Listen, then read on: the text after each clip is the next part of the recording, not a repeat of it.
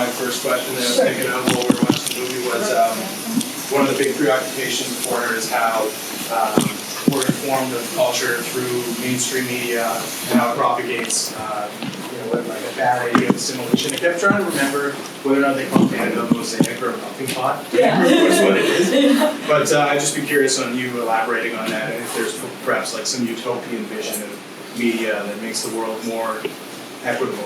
I'm really glad you asked that, because like this was a very interesting watch for me. I was telling my partner, because we've since written together now my second feature. So like now I kind of know where I'm going artistically, but this film was made when I was like 23 and I'm 27. So it's like, I feel like I've like grown a lot as a person. And it's interesting that it was made at a time where like I didn't really even understand my own identity and like how my identity was formed. But what I did know is that like I had just come out of the pandemic, and it was a lot of scrolling and a lot of seeing like women that look exactly the same, and like there's something very like uncanny valley about that, of just like having all this pressure to like, I don't know, do Botox injections that maybe you don't want to do for yourself.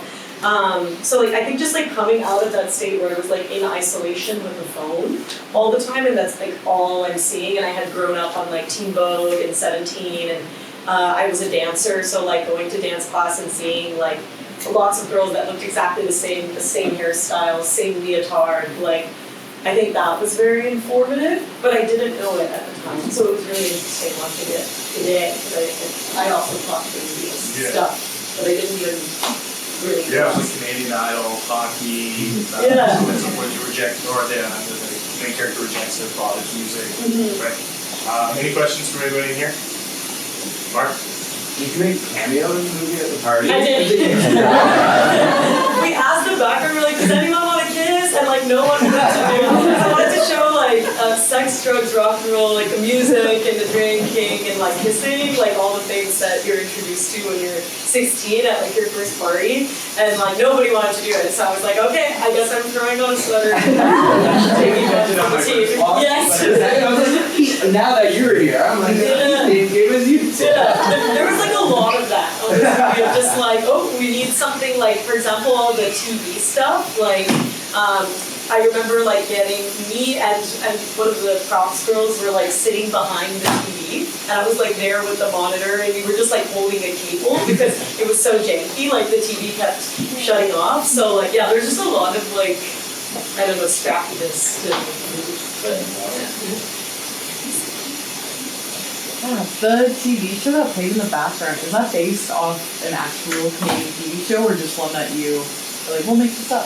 We did make it up, but I grew up watching Friends with my mom, and like I'm first gen, so I was born here, but my mom immigrated, and that was like how she was improving her English, so it's like kind of core memory. We shot the sitcom on the very first day of shooting in about half a day, and the actors kind of helped me, like I had the bits that I wanted in the script, and the actors helped me expand upon that. So yeah, it was really cool to shoot. We shot it at a film school that had like a set already, so it was really cool to be able to pull out and like show the audience. Thank you. Anyone else? How many days did it take for you to shoot this? 17 with one camera, and then we did a pickup after.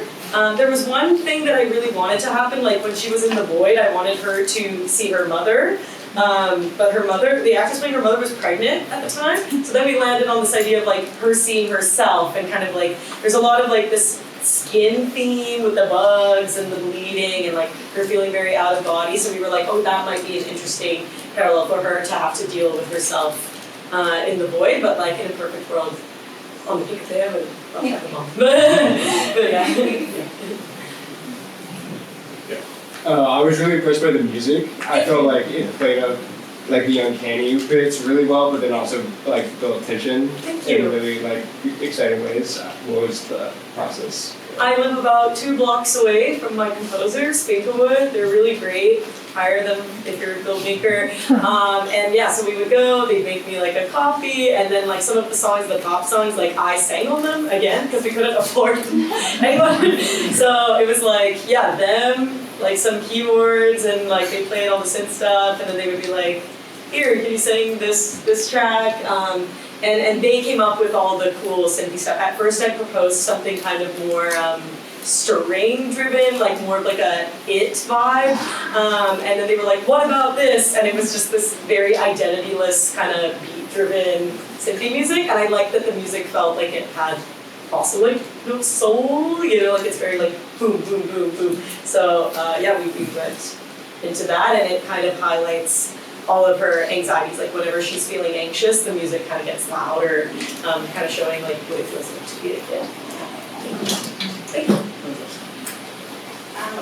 You said this is your first film. Yeah. So what most surprised you during this process? Like watching right now or learning? Well, I'm more like during the process, but actually watching right now, that's a great question. Yeah, I think watching right now, it's just like, I remember the script was written in a very short period of time, because I have ADHD, so I was like trying to get it in for the grant and stuff, and like, it's like one thing like that I know now, writing the second feature, having a lot more time, is like workshopping the script and like really planting seeds and kind of finding seeing the tree kind of bloom at the end of the movie is like one thing that I've really learned, and I really liked the moments today that I saw where I was like able to do that subconsciously without knowing.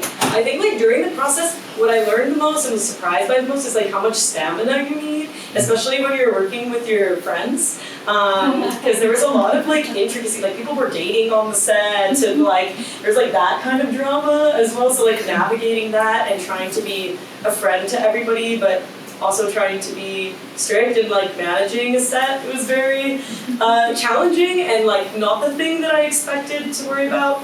Also, how many things can go wrong on a set? Like there were so many more shots I wanted to do for the very like the climactic scene, but the guy whose light we put up a light in his driveway to be the moon. He all of a sudden saw like how many people there were on set and assumed we were like a big budget, but it was all the beachy volunteer actors that had come out to be the students, and he was like, I want more money, like I want more. So he held back our production for like 4 hours, and then the generator for the lift died, so like and then the hard drive got corrupted, so we had to like ship it out to LA and like spend money to get like the most expensive scene back for the movie, the ending of the movie. So yeah, I think like the wrenches that can be thrown into film and how you have to adapt and like still convey your main points as best as you can, and then navigating friendships and crew relationships is tough. Yeah. You know, my one more comment is that when you said in the beginning that it was very low budget, like it's quite impressive. It's Thank you. Budget, That was the goal, to make it look yeah. more expensive than it was. Like we were trying to make it look like $1 million, but it was like actually 200,000 instead. Like some of the crew were volunteering, and so I'm glad that it looks that way because they worked really hard. Thank you. Anybody else? Yeah, I guess closing statement is like another thing that I think is cool is one of the instos for this movie was like I had done some research on this cultural phenomenon called the Tsar, which happens when people immigrate from like one country to another in the Middle East or Africa, and then they start doing all this stuff. They start like speaking in tongues, like banging their heads against the wall, feeling very out of body in the skin. So like that is a big influence, and also the media, as we discussed. So I think that's a pretty cool thing if you want to research it. Thanks so much for coming. There's stickers outside. Thanks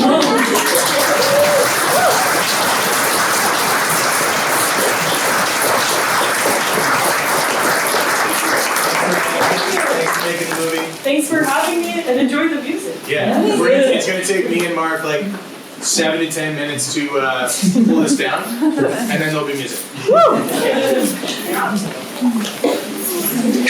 Let's go for it.